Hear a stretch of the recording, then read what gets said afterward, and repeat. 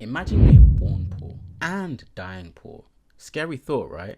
But that could be your fate if you're doing any of the following behaviors that rich people avoid and broke people just can't seem to get enough of.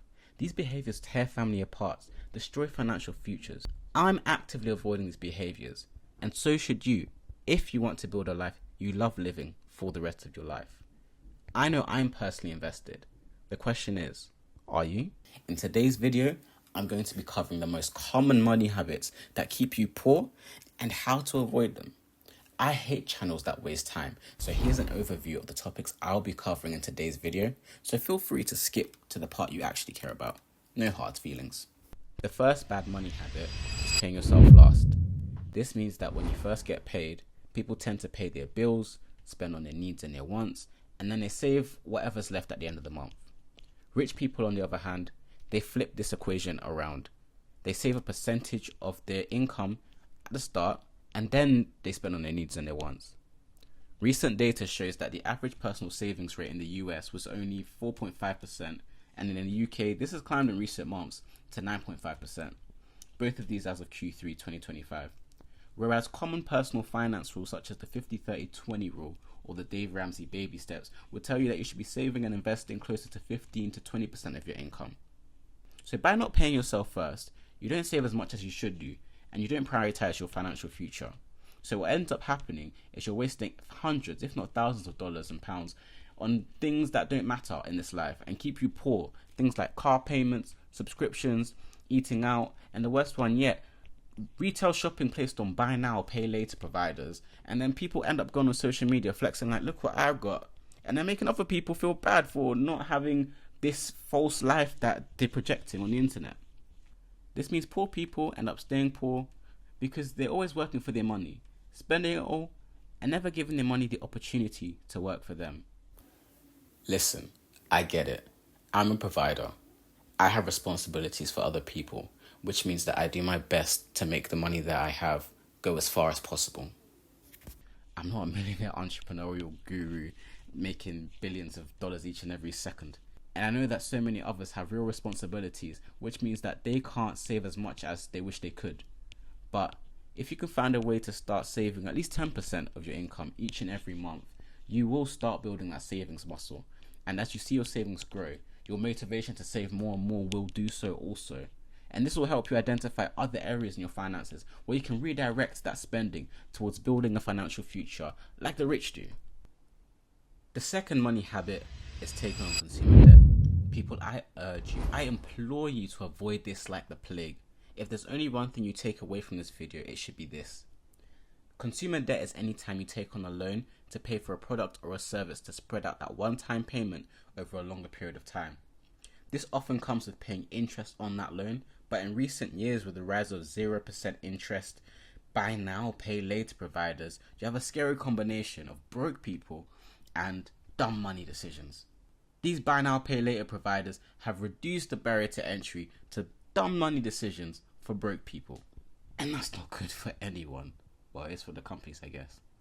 Companies like Klarna, Affirm, PayPal, they advertise how easy they make it for customers to split the cost of a one-time purchase over 3 interest-free payments. And that sounds like a good thing initially because you don't have to spend as much money as you initially thought you would. But research shows that when buy now, pay later options are available at checkout, people don't second guess their purchase as much and they complete their purchase. And on top of that, they end up spending more money than they thought they would have otherwise. Because of that 0% interest, the shorter payment terms, and the smaller average order value, just how much people spend in total when they go shopping, people feel richer. But with buy now, pay later, in actuality, they're just reducing the monthly cash flow available they have to build wealth with. The same is true of credit cards and card payments and student loans in America, and more recently in the UK, because they allow people who shouldn't otherwise be able to afford certain things outright to get into debt, which cripples their income for years to come and their ability to escape living paycheck to paycheck. To bring this to light, let's look at the data on the screen that covers the average monthly debt payments in the US. The average American is paying over 1.5k in monthly debt payments made up of car, credit card, personal loan, and student loan repayments. Let's take the credit card payments for example. If you could pay off and save and invest that $273 in credit card payments each month over 30 years, with a 10% average return in the US stock market, the S&P 500, you'd have over $600,000. Now replace that with the car payment of $719. That more than doubles to $1.5 million. And to be hyperbolic, let's say you save and invest that entire 1.5k in monthly debt payments. That skyrockets your total returns to almost $4 million. Ladies and gentlemen, you deserve better than this. Please don't accept short-term borrowed wealth, and instead focus on building real, tangible, lifelong wealth that no one can take for you and you don't owe anyone for. Bad money habit number 3? It's simply not caring enough. The rich didn't get rich by accident. I mean, to be fair, you could have been born into it. So I guess it's our fault for not picking wealthier parents. Rich people got rich because they made it a goal of theirs to get rich, and then they implemented strategies to help them get there.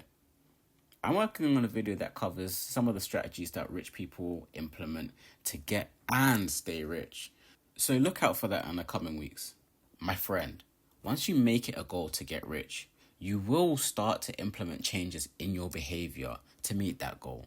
Changes such as not spending all your monthly income, tracking your expenses to see where your money goes each month, and arguably the most important one, looking for more lucrative ways to make more money given the resources that you have around you. And that's so important, the resources that you have around you, because I understand that not everybody has access to the top universities or colleges around, or the income to fund private education, or inside connections to get an internship at the top investment banks in the world.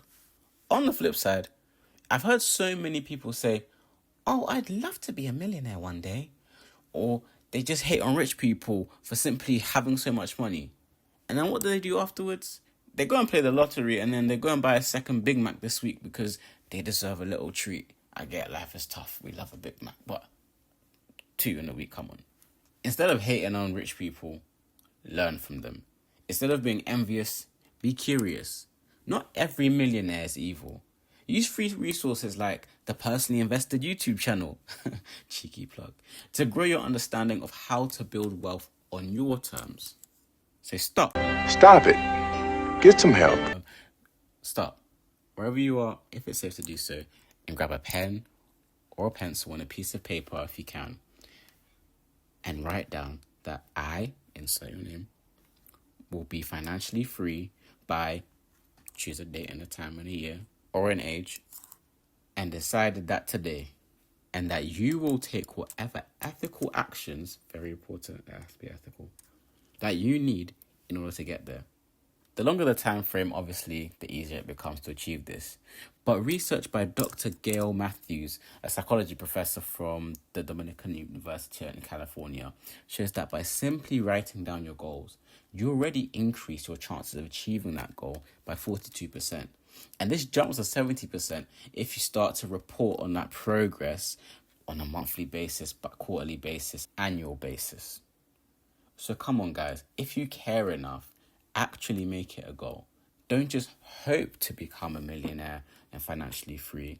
Decide you will today. Bad money habit number 4 is not minimizing the amount of taxes that you're paying. Now, rich people leverage every possible way you can think of, and those that you haven't, in order to avoid paying as much tax as possible on their income, savings, and investments, which poor people don't tend to do or know about. Now, the rich don't always follow legal ways of doing this, but there are some very legal ways that everyone can use to minimize paying their taxes. Here are a few ways that rich people avoid paying as much taxes as poor people do. When it comes to income taxes, rich people tend to be business owners, and when you're a business owner, you can choose to pay yourself in dividends rather than a salary. because the tax on dividends is much lower than regular income taxes. When it comes to saving and investments, rich people leverage tax advantage accounts like stocks and shares ISAs in the UK or Roth IRAs in the US, which allow you to grow your investments tax-free, as opposed to regular brokerage accounts. The big one, which a lot of generational wealth is created through, is it with life insurance. Rich people put their life insurance in a trust, so their beneficiaries don't pay inheritance taxes on them. They also set their children up with custodial tax advantage investments accounts like junior ISAs and SIPs in the UK. This means that rich people are able to keep more of the money that they make and grow it more effectively than poor people, helping them continue to get rich. I guess that's why the saying goes, the richer get richer and the poorer get poorer. It's very simple to start leveraging some of these strategies to avoid paying taxes. Remember, tax avoidance is legal. Tax evasion, on the other hand, we don't mess with that. That'll end you up behind bars. The simplest strategy that I would recommend for everyone is opening up a stocks and shares ISA. This is by far and foremost the easiest way to invest your money like the rich do, without having to worry about the taxman trying to take their cut of your profits. Now, this video isn't sponsored by any investment platforms yet. I personally recommend trading 212 because that's what I've been using for years now, and it's very simple and easy to use. Have not had any issues. There's no fees charged on your stocks and shares ISAs by the platform, no account management fees, so you know that the returns that you're getting are fully yours. Don't just work for your money, make your money work for you. The last and final bad money habit, number 5, is waiting too long to invest. Rich people are constantly investing their money in things that go up each and every month throughout their lives, so their money has a very long time to grow. Investing is simply just buying assets which are things that go up in value. Rich people, they have the majority of their income tied up in things like stocks, houses, precious metals like gold and silver, most importantly businesses. Poorer people, on the other hand, the majority of their income goes to buying liabilities, which are things that go down in value, like cars, cryptocurrency, fast fashion, loans, credit cards, mortgages. The greatest investors in the world, like Warren Buffett and Benjamin Graham, all started investing in their teens and early 20s, which allowed them both to learn, make mistakes earlier on, and grow their income over a much, much longer period of time. To prove this, did you know that Warren Buffett, a man worth over $100 billion, made the majority, 90% of his wealth, after he turned 60? And this is only because his money had decades and decades and decades to grow to the point where even a 1% move in his portfolio meant hundreds of millions of dollars up or down each day. So what can we learn from this? Well, the unfair advantage that poorer young people have over rich older people is time. This is the great equalizer. This means that if you invest consistently and for long enough, anyone can become a millionaire, trillionaire, gazillionaire. You just need enough time. And that's what you have today. So use it. Now let's make this practical with a couple of examples. Did you know that you can make your child a millionaire by the age 52 with just $50 or pounds invested each month? Well, a more appropriate example for those of us whose parents didn't make us millionaires is starting investing from the ages of 20, 25, 30 and beyond. Let's say you want to reach $1 million by retirement age. Let's say 65. Well, in the UK, that's like 67. If you started investing at 20, you'd only need to invest $100 each month to reach that goal. If you started at 25, you need $170 invested each month. By 30, that climbs to $280 each month. So by waiting 10 years, you need to invest almost 3 times the amount you would have if you started at 20 to achieve the same results. So start now. And let's say you started later in life, at 40. How much would you need to invest then each month? That climbs all the way to £760 or dollars each month. That's almost 8 times as much as you'd need if you started 20 years earlier. So the earlier that you start, the less that you need to invest each month to reach the same results. And that's exciting because that provides you with the opportunity to possibly retire earlier if you start sooner and you're serious about this. If it's a goal to change your family tree, you have the power to do that. Because the decisions you make now mean that the next generation don't have to worry about the same money stresses.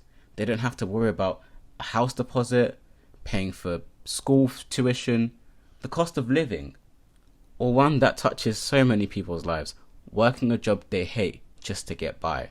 You have the power to change your bloodline today by the decisions that you make today. Investing isn't just for you. It's for your descendants, those that you may know in this life or those who may come years after we're gone. That's how generational wealth was built and kept, because it's one thing making the money, it's a different thing keeping that money. In conclusion, the habits that you have when you manage your money can make or break your financial future.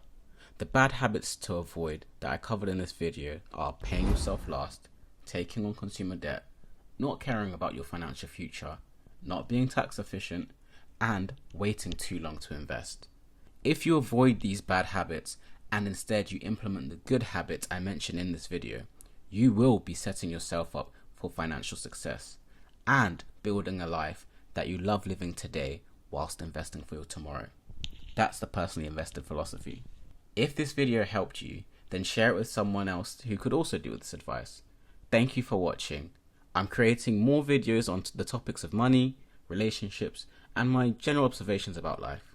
Comment on what topics you'd like to see me cover next. Goodbye, and have a great week ahead.